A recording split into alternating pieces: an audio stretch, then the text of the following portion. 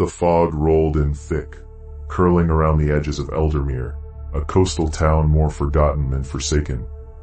The air hung heavy with a sense of dread, an inexplicable silence settling over the streets, broken only by the distant crash of waves and the hollow hoot of an owl. Thomas, a once spirited fisherman, felt unease anchor within him, as if the earth craved to reveal hidden secrets. For days, he sensed he was being watched. Shadows flickered at the edge of his vision, dissolving in the dim light that struggled through the fog.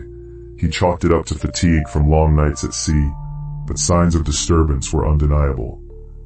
Distant hollers echoed from the thin woods bordering the town, a dissonance of laughter and whispered names that twisted in his ears.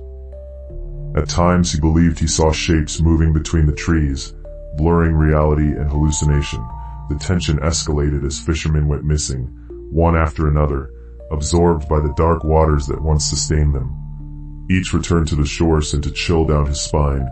Townsfolk whispered of something lurking below, threading through ocean depths, their faces contorted with fear, warnings slipping from their lips like poison.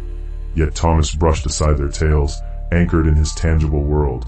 One evening, compelled by an irresistible urge, he waded into the surf, the frigid water brushing against him like a living entity.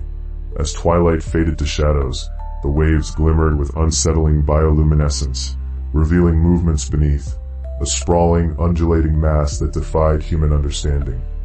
In his heart, a realization took root.